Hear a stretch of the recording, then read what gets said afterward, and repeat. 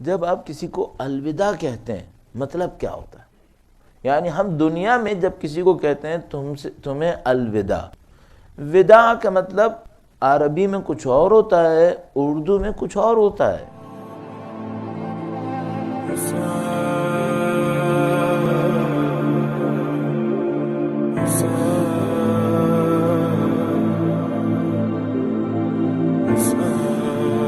وداع، ودیعت عربی میں کسی کو کسی کے سپرد کرنے کو کہتے ہیں۔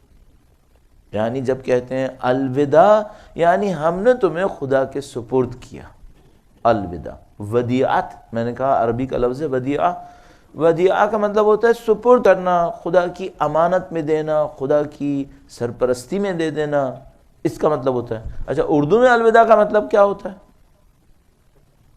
خدا حافظ۔ اردو میں الوداع کا مطلب بچھڑنا ہوتا ہے، کوئی کسی سے بچھڑ رہا ہے، کوئی کسی سے دور جا رہا ہے، اب دوبارہ ملنے کا امکان فوری طور پر نہیں ہے، اس کو کہتے ہیں الوداع۔ اب دیکھیے یہ بہت ہوتا ہے، عربی زبان میں ایک لفظ ہوتا ہے، اردو میں جب وہ آتا ہے میننگز چینج کر لیتا ہے، صحیح ہے۔ اچھا بدقسمتی سے ہم بولتے عربی ہیں، مفہوم کون سا لیتے ہیں؟ اردو۔ تو جب ہم نے کہا فلاں کو میں الوداع کہہ کر آیا ہوں تو اس کا مطلب کیا ہے؟ میں نے اس کو خدا حافظ کہہ دیا ہے۔ اچھا اگر میں آپ سے کہوں کہ میں نے آپ کو 5 منٹ پہلے الوداع کیا اور ابھی نیچے ملتے ہیں، تو اس کو سینس میں نہیں لایا جائے گا، اردو میں کہیں گے پھر الوداع کیوں کیا تھا 5 منٹ میں جب ملنے والے ہو؟ اچھا الوداع کا مطلب تھا میں تمہیں خدا کے سپرد کر رہا ہوں، نہ کہ میں تم سے بچھڑ رہا ہوں۔ خدا کے سپرد تو میں آپ سب کو کر سکتا ہوں یا نہیں کر سکتا؟ بالکل کر سکتا ہوں، اللہ آپ کی حفاظت فرمائے، اس میں کیا برائی ہے؟ یہ تو بہت اچھا ہے۔ اچھا میرے ساتھ ایک دوست چل رہا ہے، میں اسے کہہ نہیں سکتا خدا تمہاری حفاظت کرے؟ بالکل کہہ سکتا ہوں۔ لیکن اگر میں اردو میں کہوں بھائی الوداع تو اس کا مطلب کیا ہوا؟ اب ہم لوگ علیحدہ ہونے والے ہیں، علیحدہ ہونے والے ہیں۔ اب مجھے جو مشکل لگ رہی ہے وہ یہ کہ کیا آج کا دن وہ دن ہے جب ہم سید الشہداء سے علیحدہ ہونے والے ہیں؟ نہیں، ہرگز نہیں۔ کیوں؟ میں سید الشہداء سے علیحدہ ہو کے جاؤں گا کہاں؟ سوچ بھی نہیں سکتا۔ موت بہتر ہے۔ پھر ہم تو نہیں سوچ سکتے کہ بھئی ہم ایک دن امام حسین کے بغیر کیوں گزاریں۔ تو عزیزان محترم یہ تو ہمارے لیے قابل تصور نہیں ہے کہ ہم سید الشہداء سے اس معنی میں الوداع کر دیں، یہ ہم نہیں کر سکتے۔ تو پھر اس الوداع کا مطلب کیا لیں تو صحیح ہوگا؟ اس الوداع کا مطلب یہ ہوگا کہ آج ہم سوگ اٹھا رہے ہیں، بس۔ بھئی جب ظاہر مختلف کمیونٹیز ہوتی ہیں، ان میں کوئی غم کا دن منایا جاتا ہے تو اس غم کے دن میں کوئی خوشی نہیں منائی جاتی، غم کے ایام میں خوشیاں نہیں منائی جاتی۔ ویسے تو ان کا غم ایسا تھا کہ ہماری زندگی پہ حاکم تھا، خود خاندان عصمت نے کئی سال سید الشہداء کا غم منایا اور خوشیاں نہیں منائیں۔ جیسے کہ ہمارے پاس روایات موجود ہیں کہ جب مختار ثقفی نے دشمنان اہل بیت اطہار کے بالاخص حرملہ کا سر بھیجا، تب اہل بیت اطہار علیہ السلام نے سوگ اٹھانے کا اعلان کیا، جس میں ظاہر ہے کہ سال لگے، کئی سال لگے۔ تو انہوں نے کیا، لیکن ظاہر ہے کہ ہم اپنی زندگی کے اندر اپنے زندگی کی اور ذمہ داریوں کو انجام دینے کے لیے بہرحال مجبور ہیں کہ کچھ مراسم خوشیوں کے بھی انجام پائیں گے۔ مثلا بچیوں کی شادیاں ہونی ہوتی ہیں اور دوسروں کی خوشیاں منانی ہوتی ہیں۔ تو ہم نے اپنی ایک مجبوری کی خاطر ایک دن کا اعلان کیا کہ بھئی اس دن پر غم اور سوگ اٹھا لیا جائے گا۔ اب بچے اور جن خوشیوں کی طرف ہم جانا چاہتے ہیں اس میں جا سکتے ہیں۔ بس الوداع کا مطلب کیا ہوا؟ الوداع کا مطلب یہ ہوا کہ باضابطہ سوگ کے ایام اختتام پذیر ہو گئے۔ لیکن الوداع کا کوئی مطلب یہ نہیں ہے کہ جیسا کہ ہم لوگ، پھر میں کہوں مرثیہ یا مثلا اس قسم کے کلام، مولا ہمارے گھر سے جا رہے ہیں۔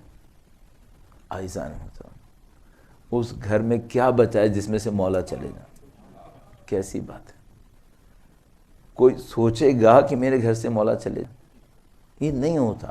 تو یہ مثلا یہ لوگ کیا ہم لوگوں نے اس طرح سے سوچا ہوا تھا، سب کا سب سمبولک تھا، سمبولک تھا اس بات پہ کہ اب ہم سوگ کے ایام کو اٹھا رہے ہیں. اس کا مطلب یہ نہیں ہے کہ مولا واقعاً ہمارے گھر سے جا رہے ہیں. ہمارے گھر کی برکتیں ختم ہو جائیں گی. مولا چلے گئے تو پھر باقی کیا رہے گا یہاں پر. تو یہ سب کا سب علامت کے طور پر ہے. نہ ہم اپنے امام کو خدا حافظ کہہ رہے ہیں، نہ امام ہمیں چھوڑ کے جا رہے ہیں، کیونکہ ہمارا ان کا زندگی بھر کا ساتھ ہے، زندگی کا نہیں، اس دنیا کے بعد قیامت تک، آخرت تک، سب میں ان کا ساتھ. اچھا ممکن ہے آپ میں سے کوئی یہ سوچے کہ بھئی یہ بات تقریباً واضح سی بات ہے، اس کو اتنی دیر تک دہرانے کی کیا ضرورت تھی، 15 منٹ لگا دیے اس کے اوپر. ہاں، اس کی وجہ میں آپ کی خدمت میں عرض کر دیتا ہوں. میں نے بچپنے میں کچھ تجربے ایسے دیکھے ہیں جو انتہائی نامعقول ہیں، انتہائی نامعقول ہیں. اور ان نامعقول تجربوں کو دیکھتے ہوئے میرا ذہن یہ کہتا ہے کہ ہوشیار کر دوں کہیں وہ نہ ہونے والا ہو. ہاں، مثلا 8 ربیع الاول کو، اب جگہ بھی بتا دیتا ہوں تاکہ آپ کو کوئی شبہ نہ رہے. ہم انچولی میں رہا کرتے تھے بچپنے میں. کراچی میں ایک محلہ جس کو انچولی کہتے ہیں. بدقسمتی سے 8 ربیع الاول کے دن اختتام تک آتے آتے ماتم ہوتا تھا، جو بہت اچھی بات ہے، بدقسمتی یہاں پہ نہیں ہے. مغرب کے بعد مسجد کی برابر والی روڈ پر پروجیکٹر لگا کے فلم دیکھی جاتی تھی. ہاں، میں نے خود دیکھا. تو اچھا یہ کیوں ایسا ہوتا تھا؟ مسجد کی برابر والی گلی میں. اور اس محلے کو بہت سارے اور بھی اچھے فخر بھی حاصل ہیں. ایسا نہیں کہ برائی میں اس محلے کی کروں گا، میں اس میں وہاں رہ چکا ہوں. اس محلے میں بہت اچھی باتیں بھی ہیں، لیکن ایک غلط بات یہ تھی. اچھا یہ کیوں ایسا تھا؟ نہیں معلوم کیوں لوگوں کے ذہن میں یہ آ گیا تھا کہ غم اٹھنے کا مطلب شریعت اٹھ گئی. سوگ کیا اٹھایا؟ شریعت ہی اٹھا کے لے گئے. اچھا یہ کیا تصور تھا؟ امام گھر سے چلے گئے، اب ہم جو مرضی کریں. یعنی نعوذ باللہ تعالی، میں بہت معذرت کے ساتھ آپ کی خدمت میں عرض کر رہا ہوں، اللہ مجھے معاف کرے، یہاں تک میں نے دیکھا ہے کہ 8 ربیع الاول تک نوحے پڑھنے والی خواتین 9 ربیع الاول کو اگر ان کے منہ سے نوحہ نکلتا تھا تو توبہ کر کے گانا شروع کر دیتے.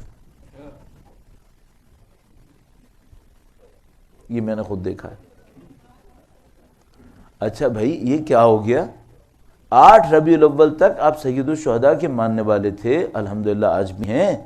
تو یہ اب ایک دم سے وہ کچھ کیوں شروع ہو گیا جو سید الشہداء نے کبھی پسند نہیں کیا؟ مینٹیلٹی کیا تھی؟ امام گھر سے چلے گئے، اور گویا یہ ہو گیا کہ ہمارا جو دین کا معاملہ تھا وہ 8 ربیع الاول کو وائنڈ اپ ہو چکا ہے. اب ہم ہیں اور جو ہم نے کرنا ہے وہ ہے. اس سے بری مثالیں بھی ہیں جو میں نہیں دینا چاہ رہا ہوں، وہ بھی ہوتا ہے اسی انچولی کے اندر. عزیزان محترم، یہ سب کیوں ہے؟ ہم نے یہ نہیں سمجھا کہ نمبر 1 ہم امام کو خدا حافظی نہیں کہہ رہے ہیں، صرف سوگ اٹھا رہے ہیں. نمبر 2، امام نے جس دین کو بچانے کے لیے جان دی اس دین پر عمل ہم نے کرنا ہے، کسی اور نے نہیں کرنا ہے. اس دین کی حفاظت ہم نے کرنی ہے. یہ ہم بھول گئے نعوذ باللہ تعالی. ہم نے یوں سمجھا غلط فہمی کے نتیجے میں 8 ربیع الاول تک عزا ہم نے کرنی تھی.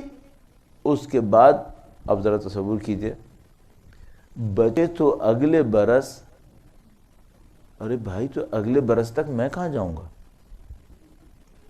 امام حسین کا نام نہیں لوں گا. شاعر ہوتا ہے، شاعر پہ تنقید نہیں ہے. مفہوم یہ نہیں لے سکتے. یعنی اس میں کیا تھا؟ اگر اگلے برس تک بچے تو دوبارہ اس کا مطلب کیا؟ یعنی سوگ کے ایام دوبارہ شروع کریں گے، نہ کہ اگلے برس تک میں اپنے امام کو خدا حافظ کہہ رہا ہوں اب اگلے برس ملیں گے. نہیں، یہ نہیں کہہ رہا شاعر. غلط ہم نے سمجھا ہے، ہم نے غلط سمجھا اگر ہم یہ سمجھ رہے ہیں. شاعر یہ کہہ رہا ہے اب ہم سوگ کے ایام ختم کر رہے ہیں، اگلے برس تک زندہ رہے تو پھر سوگ کے ایام شروع کریں گے. لیکن ہم لوگوں نے نعوذ باللہ تعالیٰ کیا سمجھا؟ یہ جو ایام ختم ہوئے، نعوذ باللہ تعالیٰ جتنی دینی شرعی ذمہ داریاں تھیں ساری ختم ہو گئیں. اب ہم آزاد ہوئے نعوذ باللہ، اور اگلے سال تک اب دیکھتے ہیں کہ ہم کیا کرتے ہیں. اور جب محرم آنے لگے گا تو ہم ایک بار پھر شریعت کے دائرے میں واپس آئیں گے. ایسا ہرگز نہیں، ایسا ہرگز نہیں. لہذا ہم اپنے اس فکر میں جو بالکل سرفیس کی فکر تھی، لوگوں کو دیکھا کرتے تھے 2 مہینے 8 دن ٹی وی جیسے کھولا تو گناہ کبیرہ ہو گیا، اور پھر بند ہوا تو گناہ صغیرہ تو کم سے کم ہو ہی گیا. یہ کیا ہو رہا ہے؟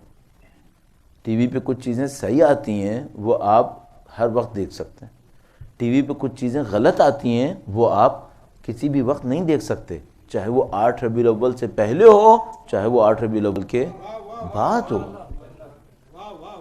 جو صحیح ہے وہ آپ کر سکتے ہیں، جو صحیح نہیں ہے وہ آپ نہیں کر سکتے، کبھی بھی نہیں کر سکتے. تو عزیزان محترم، سب سے اہم نقطہ جو اس وقت آپ کے سامنے اور ہمارے سامنے ہے وہ یہ ہے کہ بھئی یہ جو الوداع ہے یہ صرف سوگ کے ایام کا خاتمہ ہے، شریعت کا اختتام ہرگز نہیں ہے. ہمارا اہل بیت سے کمٹمنٹ ہے.